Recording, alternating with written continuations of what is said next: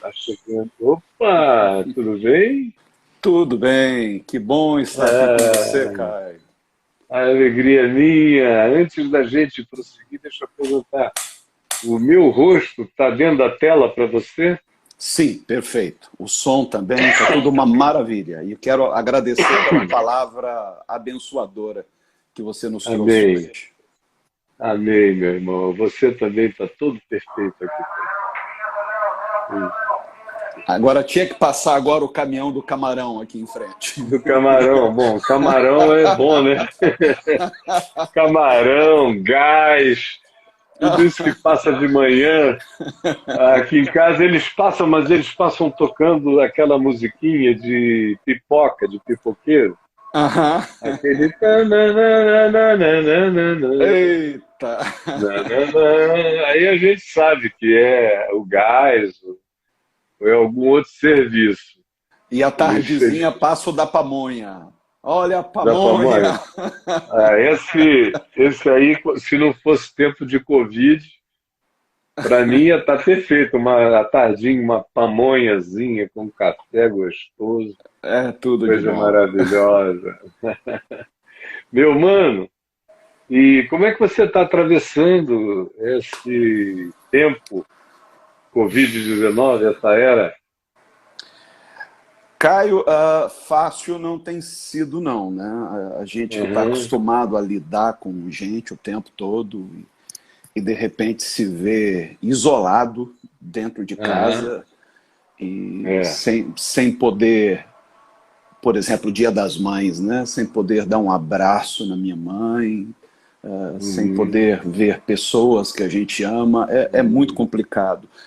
Porém, é necessário, não dá para a gente se furtar a isso, porque nós uhum, estamos vivendo um período muito conturbado, muito complicado, e eu nunca na minha vida tive que prestar tantas condolências como nas últimas semanas. Praticamente não tem uhum, um único dia em que eu não tenha que me solidarizar com a dor de alguém que perdeu um ente querido. uhum, Eu perdi, inclusive, um é. amigo de infância, um pastor, pastor Hildebrando, que Uhum, foi um amigo de infância e que ficou internado 10 dias no hospital israelita aqui na Tijuca e veio a uhum, falecer.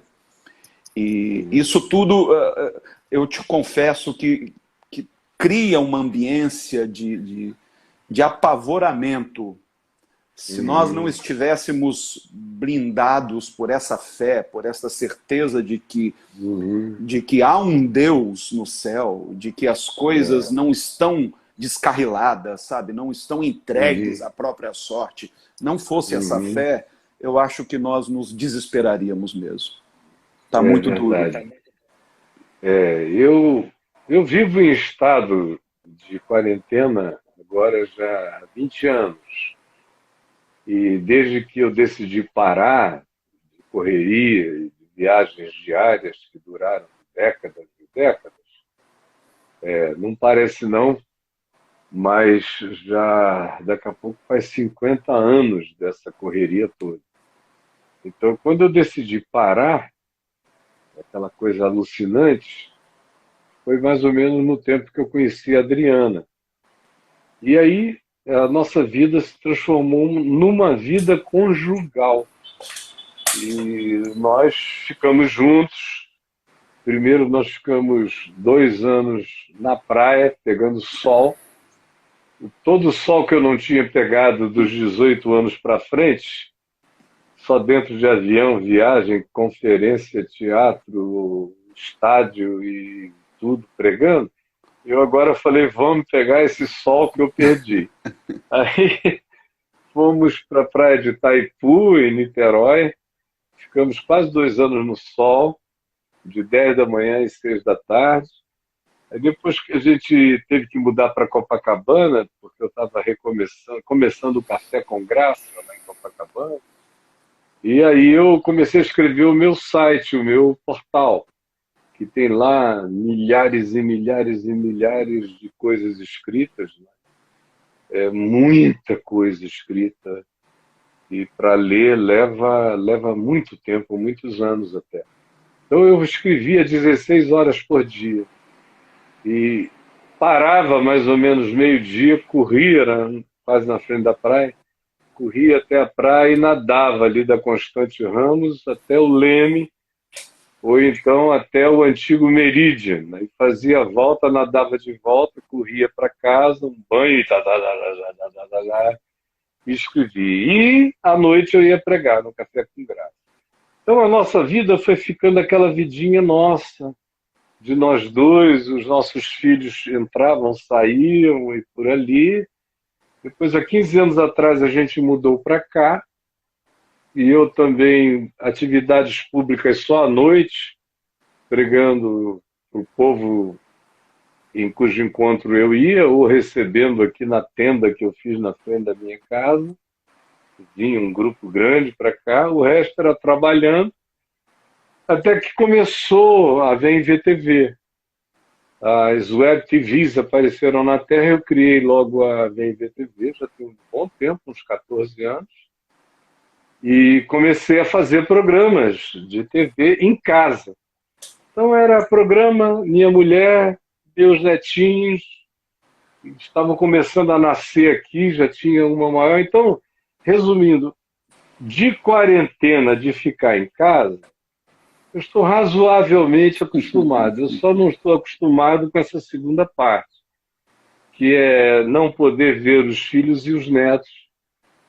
Ó, tem uma neta que, se eu fosse em linha reta, tem o lago aqui, Lago Norte. Se eu atravessasse e nadasse em linha reta, ou pegasse um stand-up paddle, eu chegaria na casa dela, onde ela está, passando a quarentena, em poucos minutos. De carro, ela chega aqui em 5 minutos, 10 minutos. Porque sai, ela tem algumas outras atividades bem moderadas, mas ela tem. E eu sou um caso de comorbidade perigosa. Então não posso me expor, nem eles querem que eu me exponha. Aí tem outros netinhos que não saem de casa, já tem um deles adolescente, mas o pai sai, vai e vem frequentemente. Então eu não posso me expor também a eles, dá uma saudade. E tem uma filha aqui com a gente, que é que estava cumprindo a quarentena por inteiro, e aí há umas 2 semanas atrás nós a convidamos para ficar com a gente. É um terceiro termo de alegria aqui no meio da vida dos idosos. Ela traz uma fogosidade. O resto é Zoom, chamada, conversando com os filhos, os garotos em outros estados, e a netinha pequena, pedindo a Deus que essa vacina chegue logo, embora a gente saiba que a perspectiva é longa, né, para tê-la. Mas é esse o esquema no qual a maioria de nós, os que estão podendo ficar em casa sem sair para tentar ganhar o pão, a gente tem que ter toda a compaixão com esses que gostariam de todo o coração de não ir a lugar nenhum.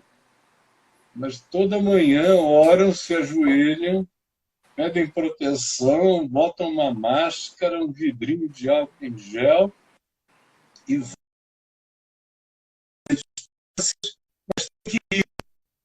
para o perrengue, para tentar trazer comida para casa. Mas você me ouve? Eu estava querendo saber da sua filhinha. Você tem conseguido vê-la nessa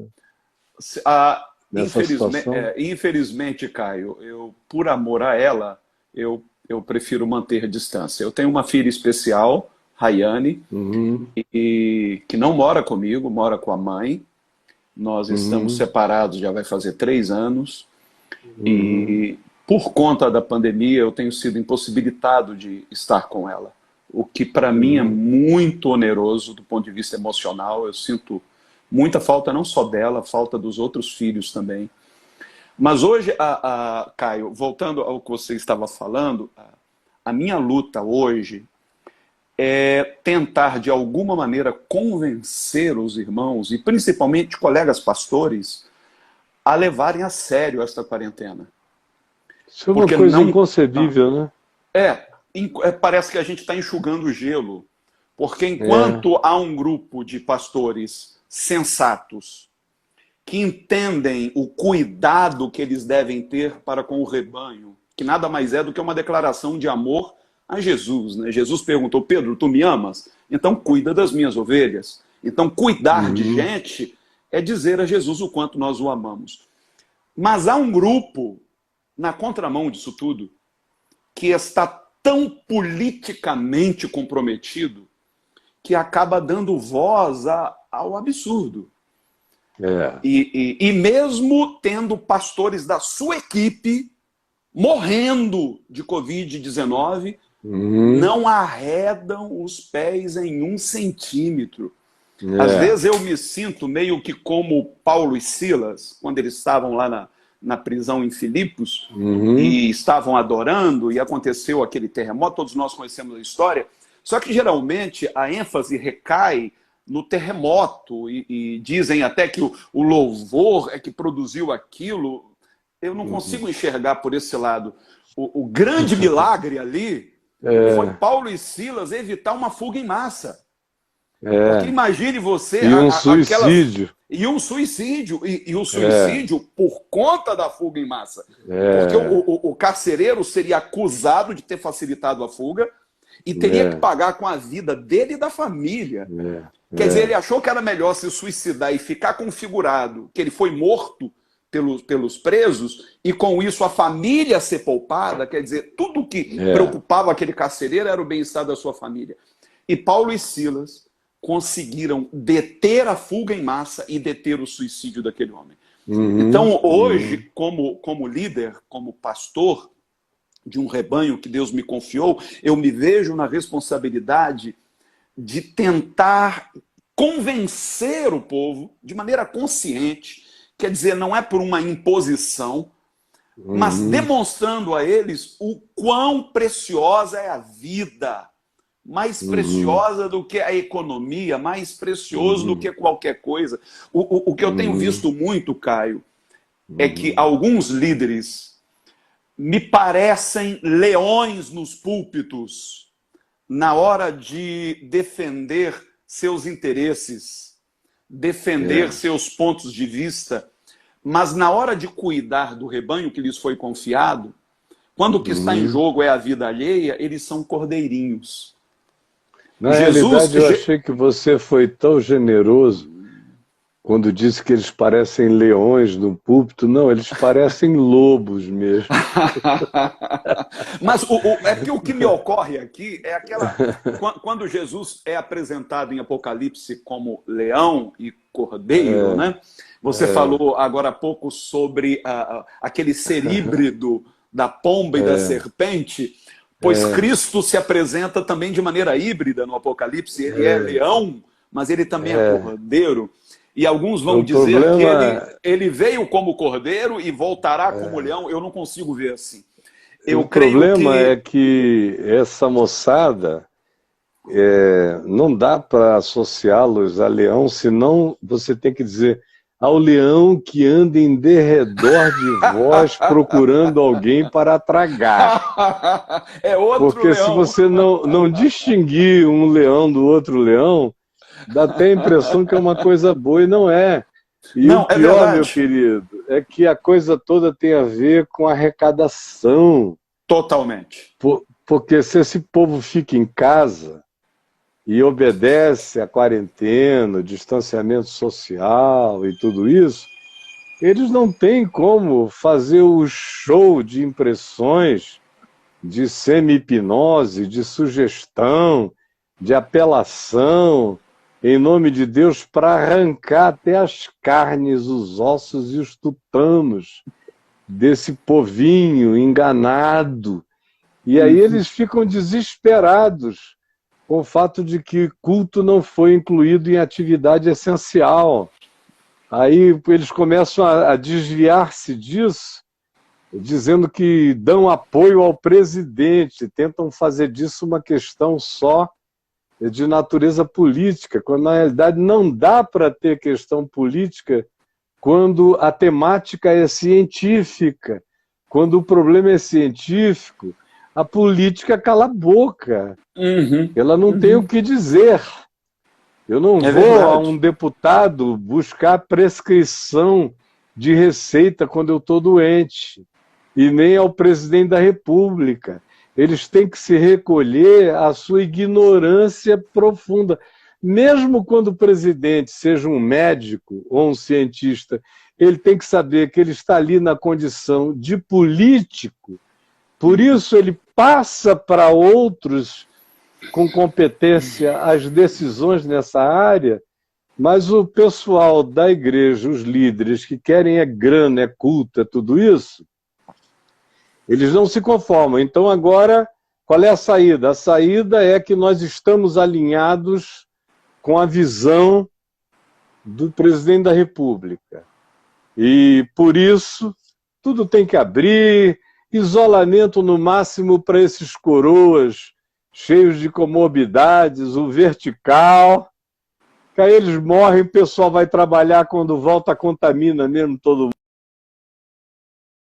produtiva do processo, porque de 60 anos para cima você começa a ser um problema previdenciário, um problema de produtividade, um problema de um monte de coisa. Então, esse povo importa muito pouco, e Dá-se a o que impressão. as teses mais loucas, e ainda vem uma promessa depois. Aquele que se rebelar contra isso e sair, vai experimentar uma grande prosperidade divina, que o visitará como nunca antes, se você tiver a coragem de romper com o padrão científico e partir para essa loucura, para essa magia perigosa e mortal. Dá-se a impressão, Caio, que nós estamos vivendo a implementação de uma política eugenista. Ela é. Bem próxima daquela de Hitler na Alemanha nazista. Porque eugenista mesmo. Exato. Quem é portador de qualquer comorbidade ou quem é idoso, não interessa, porque só dá prejuízo para os cofres públicos. Isso. Então, tanto quanto mais Estado, cedo a quanto gente para a igreja. Quanto para a igreja. Quanto mais cedo se livrar dessa galera, menor o prejuízo. Está resolvido o problema da Previdência. Está resolvido o problema do SUS. Quer dizer, o problema quando atual saiu do o SUS... Quando saiu o Corona, eu chamei aqui em alguns lugares, até em umas lives aqui, eu chamei de o vírus previdenciário. Porque, porque era ideal para a Previdência. Para quem não está querendo gastar dinheiro com gente improdutiva, é um vírus extraordinário. Você deu uma pequena frisada, mas está voltando. O que eu não entendo, e talvez você me ajude a entender, é porque a igreja, historicamente, sempre se alinhou com esse tipo de política. Foi assim na Alemanha, foi assim nos Estados Unidos e tem sido até hoje. Quem elegeu Donald Trump foi a igreja evangélica. Está sendo assim no Brasil. Mas é assim há muitos anos. Onde foi que nós erramos? Onde nós erramos? Eu vou até fazer uma live com um especialista nisso daqui a umas 2 semanas, e o tema que ele quer abordar é esse. Por que essa vocação cristã para negar a sua própria fé, para negar o ensino de Jesus e se associar historicamente ao que haja de mais anticristo possível nos projetos políticos. Eu tenho uma tese a respeito disso, que é até um pouco longa, mas ela, a meu ver, começa lá com Calígula, depois com Cláudio, depois com Nero, depois com Vespasiano, Domiciano, vai crescendo, e no tempo de Domiciano isso se torna um grande trauma, e vem todo o processo de culto ao martírio cristão, antes dos cristãos se aliarem, eles durante mais de um século tiveram prazer em confrontar para serem mortos. Já era um outro lado. Quer dizer, se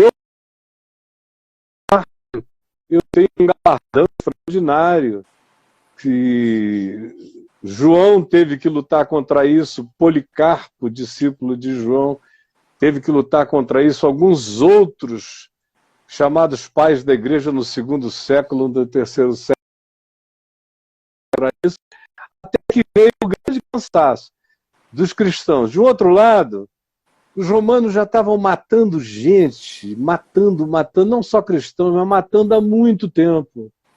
Então, desde antes de César, já havia uma mortandade horrorosa, de modo que já eles tinham mais de 400 anos de genocídio, de mortandade, e dos que eles matavam, os mais mansos e humildes de coração eram os cristãos.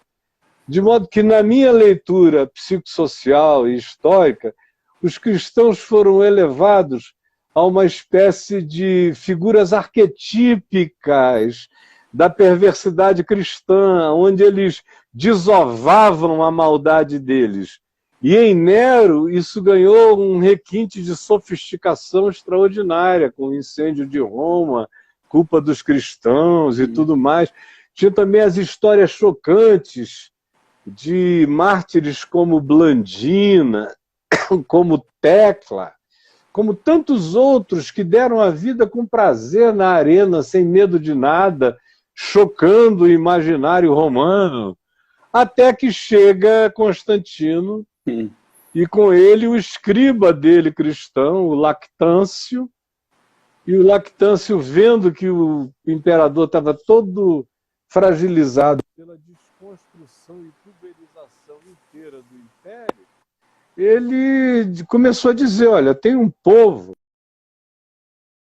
de pobre, humilhado, martirizado, isso e aquilo, mas é um povo leal. E foi vendendo aquela lealdade cristã.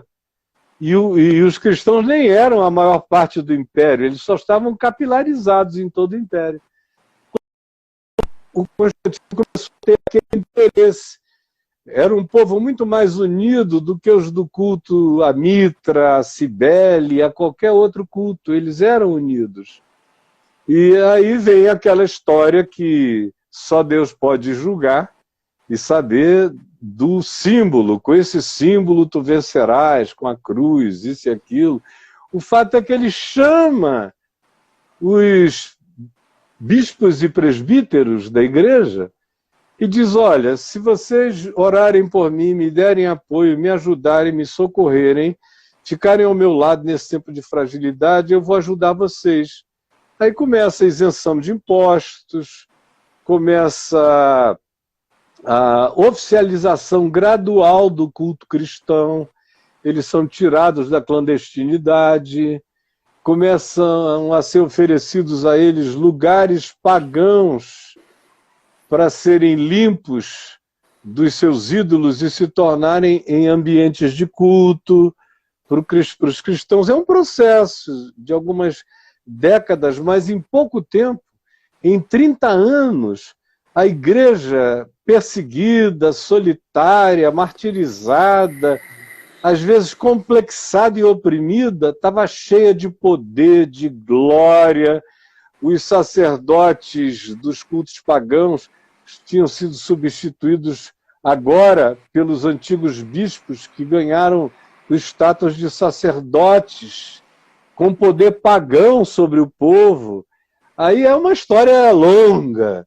Dali para frente, isso se perpetua no Império Romano, que se torna cristão. Dali para frente, aonde quer que algum príncipe ou principado queira algum tipo de conluio ou de interesse, tem algum tipo de interesse religioso em relação à bênção da igreja, que já não era mais uma comunidade pequena, mas já era uma igreja com papas e poderes e cetros e castelos e muita coisa acumulada, começam a tentar cooptar Aí a gente vai ter isso na França, depois você tem isso na Igreja da Inglaterra, onde, por causa de legalização e validação de casamento e de divórcio, rompem com a Igreja Católica para criar e se associarem a um movimento protestante de característica inglesa. Aí vem no protestantismo a mesma coisa. Aí já eram os regimes, não só as monarquias, mas o regime. Dependendo do regime, o cristianismo serve para tudo. Tudo, tudo, tudo. Ele abençoou, de Constantino para cá, ele abençoou todos os regimes existentes na Terra. E para a gente não fazer uma viagem minuciosamente longa, por exemplo, aqui no Brasil, quando eu me converti no início dos anos 70, praticamente, com exceção de alguns presbiterianos mais lúcidos e alguns metodistas e batistas, todo mundo praticamente era filhote da ditadura militar. Todo mundo. Os pastores, da Assembleia de Deus em peso, das igrejas pentecostais, não tinha ainda as neopentecostais. Eram, de fato, aliados. Eu soube, durante o período em que eu morei nos Estados Unidos, e eu morava ali no Bible Belt, né? Que é a região mais fundamentalista dos Estados Unidos.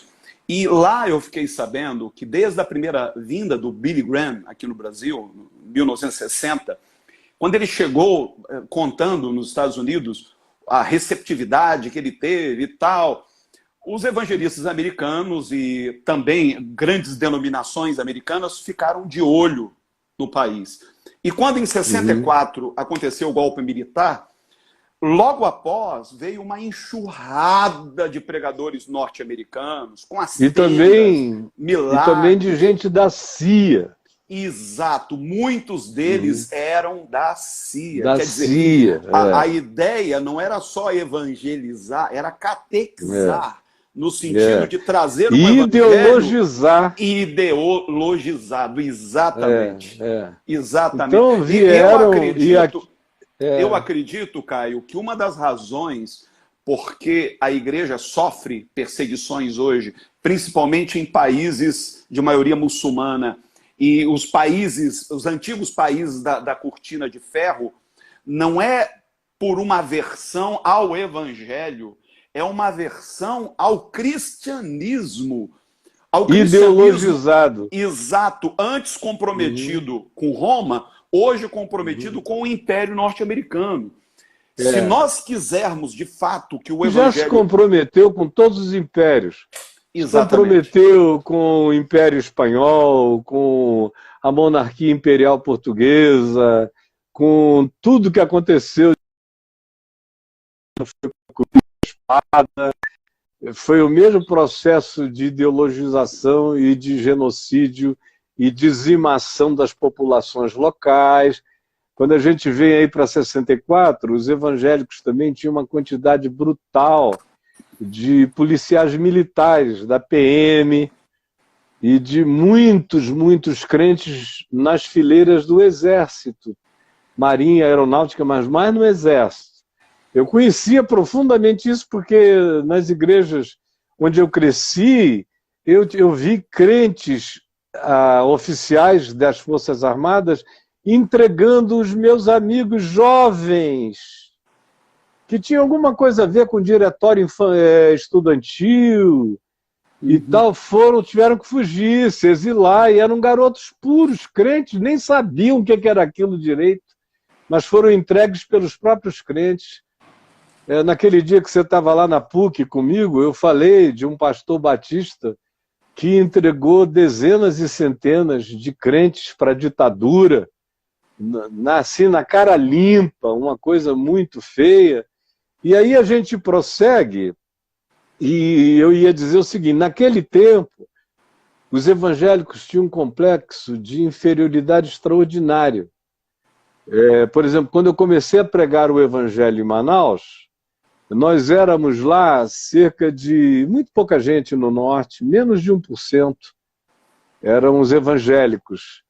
Com um complexo todos eram anticatólicos, era um reacionarismo contra o catolicismo extraordinário. Eu comecei a pregar lá, nunca dei a menor bola para nada disso, logo a TV me chamou, eu comecei a pregar, os católicos ficaram meus amigos, eu ia pregar nos cursilhos, nos eventos que eles faziam, nunca dei a menor bola, a coisa foi embora, foi crescendo, mas toda vez que tinha questão de obediência às autoridades, e no meio da ditadura, por exemplo, eu dava uma opinião contrária à ditadura, vinha aquela pastorada inteira, eu era um jovem pastor, vinha aquela pastorada inteira dizendo: sua responsabilidade é grande, você está no rádio, na TV, todo mundo te ouve, não fale isso não. Eu digo: mas por que eles propuseram que é errado? Não, aí abriu Romanos 13. Toda autoridade é ministro de Deus para o bem. Eu falei: se fizer o bem. O Paulo diz: se tu fizeres o bem, ele vai te louvar. Se tu fizeres o mal, ele vai te punir. Agora, a questão é que eu estou fazendo bem e eles estão me punindo, eu estou fazendo o mal e eles estão me louvando. Então, queridos, eles não são ministros e autoridade de Deus para o bem. O texto é 13, mas é Apocalipse 13. Esse povo aqui evangélico se transformou na besta que emerge da terra, abençoando essa hidra, essa besta que emerge do mar. Por que vocês acham que os cristãos morreram? No primeiro e no segundo século, especialmente. Por desobediência civil, porque preferiam obedecer a Deus do que aos homens. Mas só que essa cultura, que tinha cessado depois da Constituição de 88, ela deu uma diminuída, deu uma aliviada, ela voltou pesado com a justificativa do PT. Então, o PT, anos de projeto de poder, conseguiu recriar, na mentalidade evangélica como um todo, o antigo reacionarismo comunista. E aí, quando veio Olavo de Carvalho, de marxismo cultural, se você é generoso para com gay, é marxismo cultural. Se você é uma pessoa generosa para com os diferentes, é marxismo cultural. Se você defende a liberdade de expressão de qualquer membro da sociedade, desde que ele não esteja criando um antagonismo contra a liberdade de expressão dos demais, é marxismo cultural. Toda generosidade cristã virou marxismo cultural. Então, Jesus é o maior símbolo do marxismo cultural. Ele só não tem coragem de dizer isso. Mas as práticas de Jesus se tornaram assim. E como os crentes nunca leram a Bíblia, nunca entenderam o Evangelho, só creram em doutrinas e obedeceram profetas, profetisas e gritos de pastores veementes, e depois se corromperam e entraram na história de que Deus só se relaciona, só há um Deus e um só mediador entre Deus e os homens, que é Mamon, que é o dinheiro. Deus só se relaciona com a mediação do dinheiro. Quando isso virou teologia generalizada, aí, meu amigo, ficou tudo preparado para a chegada de uma antítese radical, com ambições tirânicas, louca, inexplicável, completamente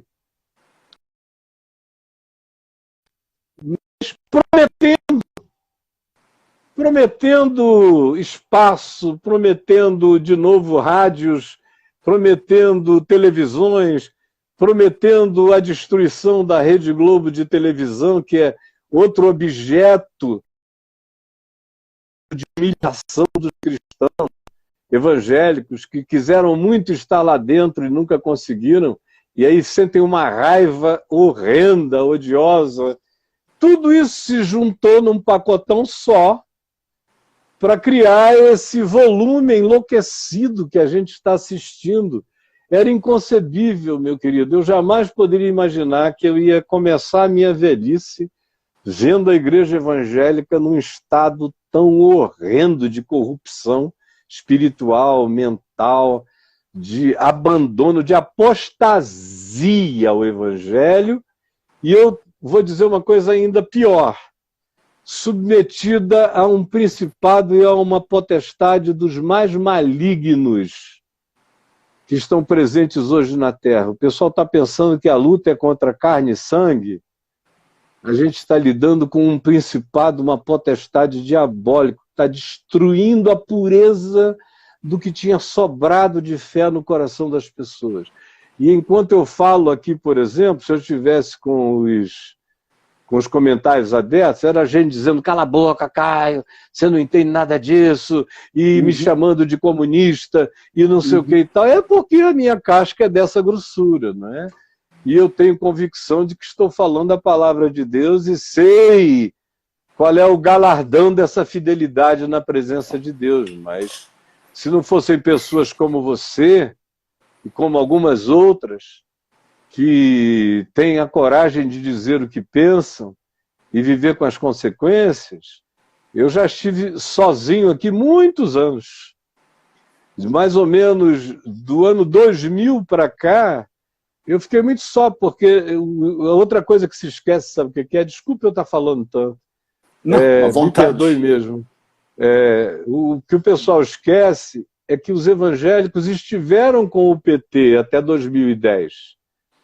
O Silas Malafaia ficou louco para ter uma cadeira no Planalto, no Conselho de Segurança Alimentar da Presidência da República, zangado, queria saber por que eu tinha tido no governo Fernando Henrique e ele não, era tudo assim.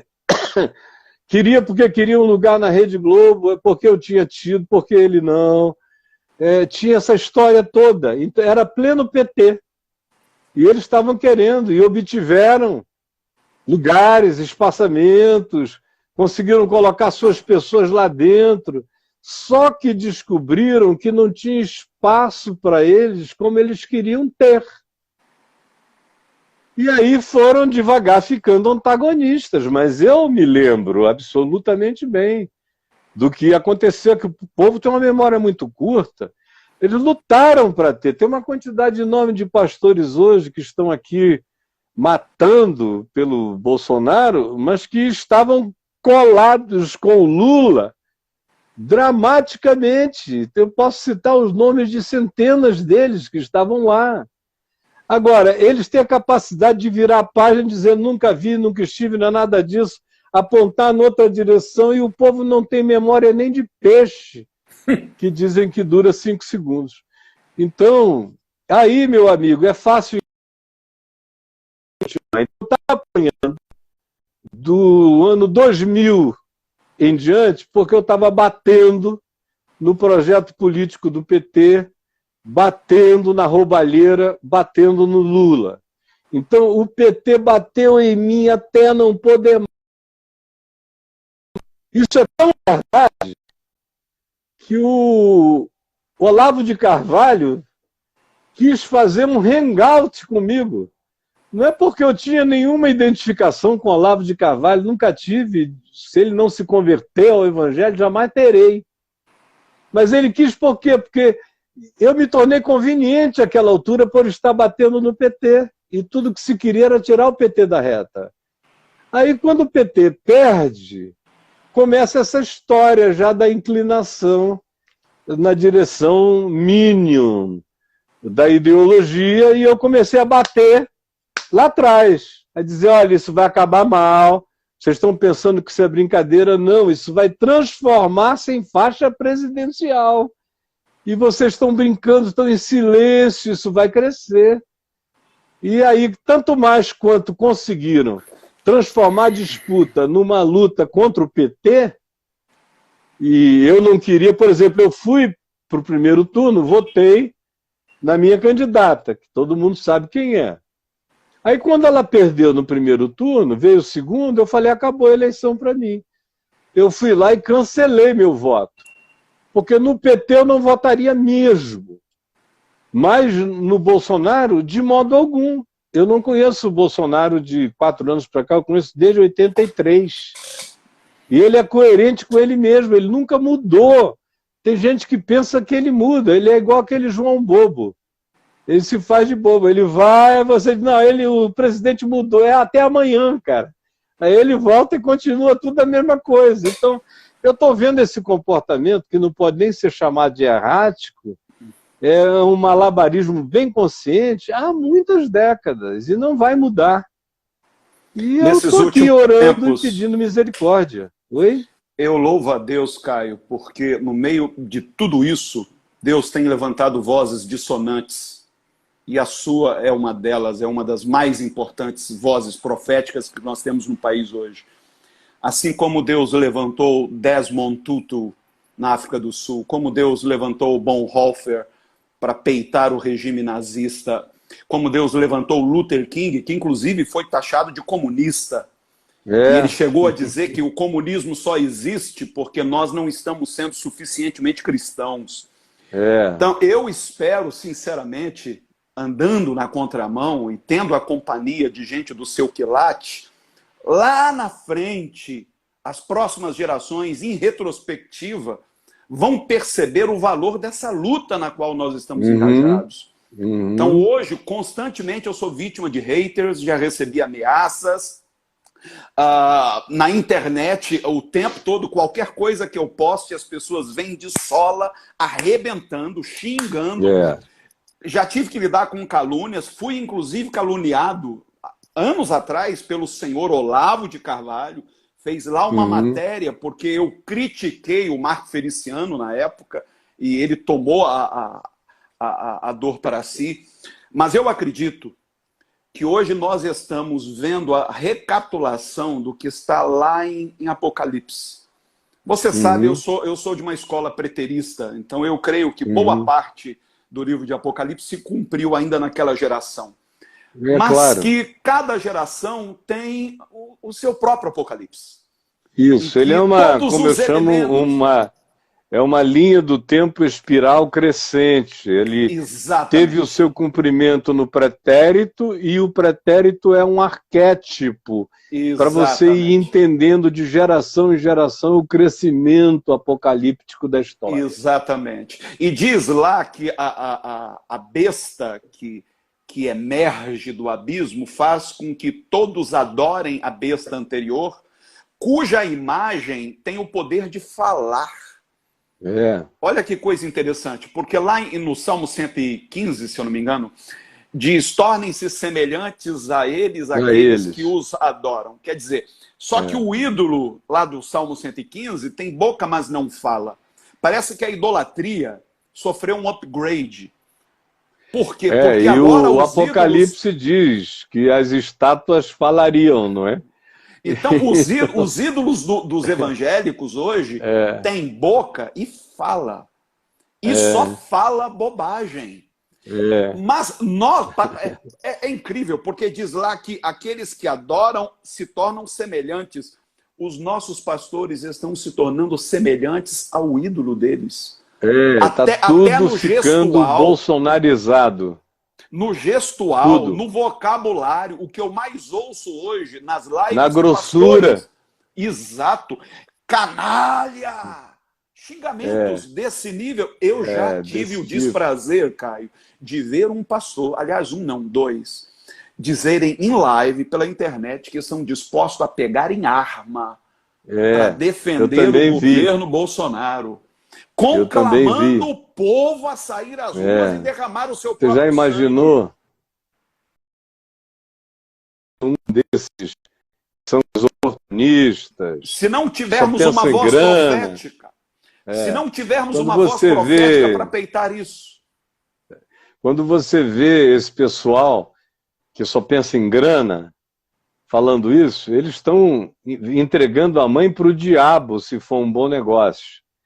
Agora, o choque é quando você vê um cara com formação de bacharel em teologia bem feita, em mestrado bem feito, em doutorado bem feito, no exterior dizendo a mesma coisa, ou coisa parecida, ou coisa semelhante, ou advogando a mesma tese. Aí você diz, como lá o profeta Jeremias, no capítulo 5, o Senhor fala, não é?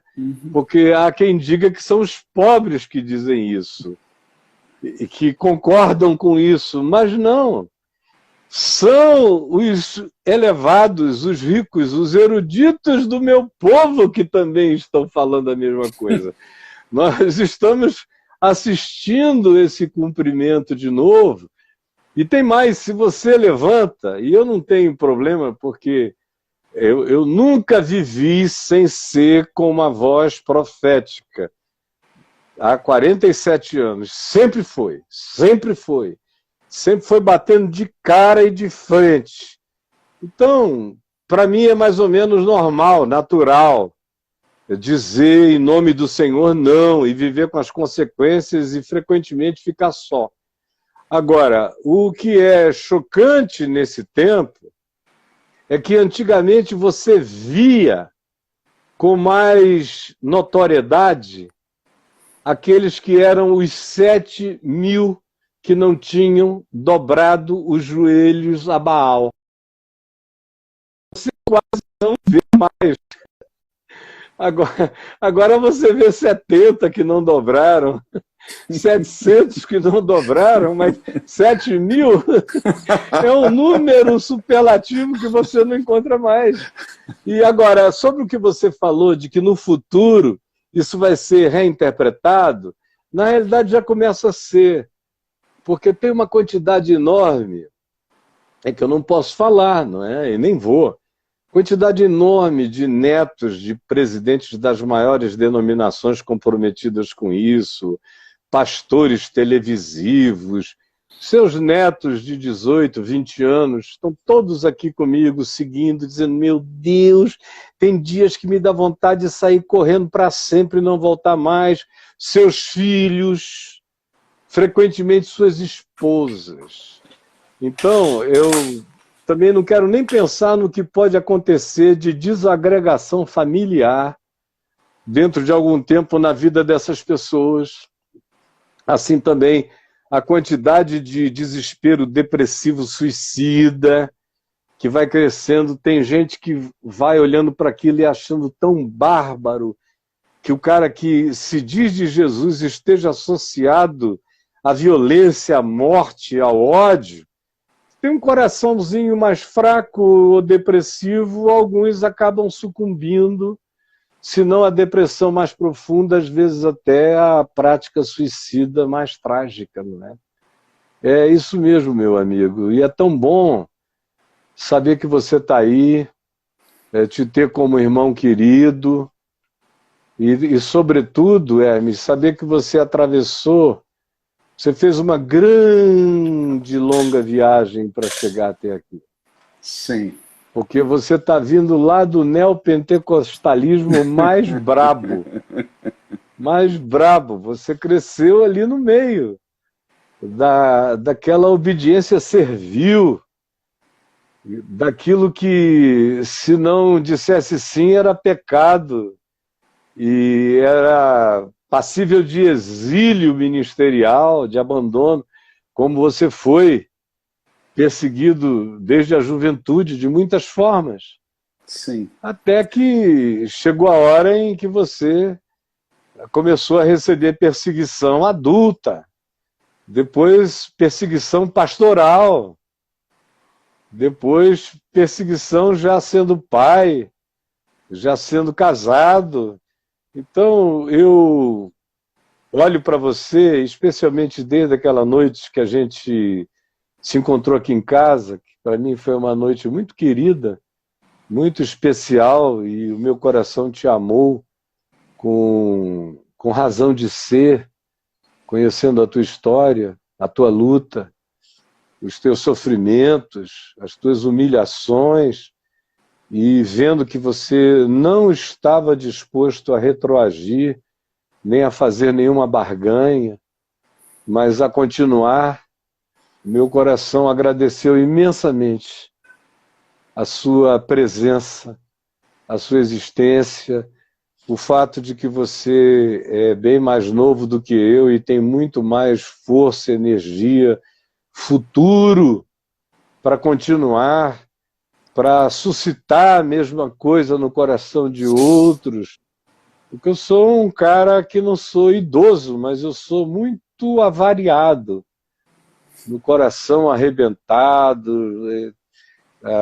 Por exemplo, se eu pegasse essa Covid, eu tinha 90% de chance de morrer fácil, de nem lutar pela sobrevivência. Tem muita fragilidade orgânica em mim, quem olha a minha cara não percebe o quanto tem. Então, quando eu vou vendo pessoas de uma outra geração que foram forjadas no cadinho da perseverança e dia a dia ficam mais fortes e intensas nas suas convicções no Evangelho, meu coração se enche de extrema alegria, que é essa com a qual, desde o primeiro dia, eu te recebi, te acolhi, te abracei, abençoei e peço a Deus que te dê saúde, coração quebrantado, que te salve de toda arrogância, soberba, mentira, oportunismos, falácias, ilusões, miragens, e mantenha teu coração enraizado nesse chão eterno, enraizado para cima, plantado lá no chão da Nova Jerusalém, para continuar sempre firme no Senhor. E me desculpa outra vez eu estar falando tanto. Ô Caio, eu é que agradeço a maneira como você me acolheu na sua casa naquele dia. Aquela foi uma noite importante demais para mim, onde eu pude colocar meu coração, chorar um choro que estava contido já há muitos anos dentro de mim. Dia 26 agora, né? Daqui a uma semana, eu completo 33 anos de ministério pastoral. E foram longos anos de muito crescimento. Eu não construí nenhum império, eu não tenho nenhuma grande igreja, não tenho nenhum nome a zelar. O que eu tenho é um desejo muito grande de acertar. Amém. Você sabe, como eu lhe disse aquele dia, nós adotamos uma comunidade ali no Lixão. Hoje são 100 famílias adotadas pelo nosso ministério. E durante essa pandemia, nós não deixamos de assistir aquelas famílias. E sábado, dia 30, eu estarei lá novamente, com todos os riscos.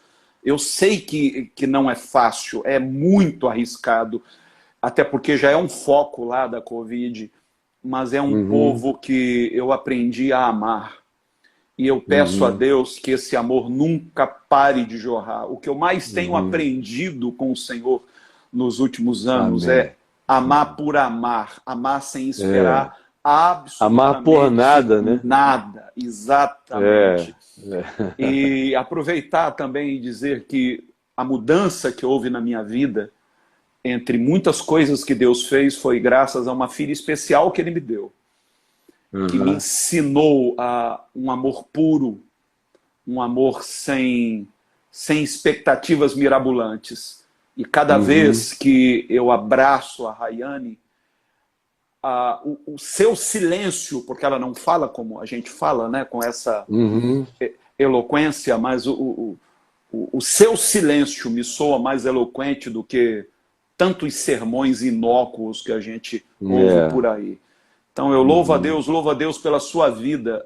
Mesmo no meu período neopentecostal, ô Caio, a tua voz já se fazia ecoar dentro daquela estrutura.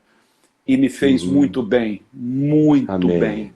E eu não canso de louvar a Deus pela sua existência, pela sua vida, pelo seu ministério. Aleluia. Quando essa Covid passar, eu quero ir lá conhecer essas 100 comunidades adotadas pelo seu grupo. Terei todo o prazer de ir. Quando isso passar, eu irei com muita alegria visitar cada um deles junto com você e levar carinho, amor e um sorriso sincero e um abraço verdadeiro para cada um deles, meu irmão. Vai ser muito bem-vindo. Muito. E eu estou aqui a hora que você precisar para qualquer coisa, você sabe disso, né?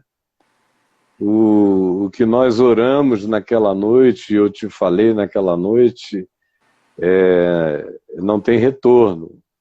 Eu estou aqui para valer e não costumo picar fumo. Deus me deu a graça de, quando boto a mão no arado, eu não olho para trás, a gente vai junto e venha o que vem adiante, nós continuaremos na graça de Deus, em nome de Jesus. Eu te agradeço, quero toda a felicidade desse mundo para você, quero que na hora certa você encontre uma pessoa que te faça todo o bem do mundo ao coração, desde aquele dia que eu tenho orado, dizendo, Senhor, salva-o das oportunistas e, e traze à vida dele uma pessoa que faça tão bem ao coração dele como a Adriana fez e faz ao meu, E eu acredito ter encontrado, Caio. Amém, graças a Deus. Graças a Deus. E que o Senhor abençoe a vocês com paz. Vocês assim, numa redoma, para que as setas da loucura, da inveja, do veneno não venham perturbar vocês, para que vocês se usufruam em paz, com a graça de Deus. Obrigado, amo você, querido. meu irmão. Eu também te amo, Deus te Caio. abençoe. Obrigado. Foi ótimo estar com você. Beijão, até a próxima, né? Até a próxima. Tchau, Com a tchau. graça de Deus. Amém.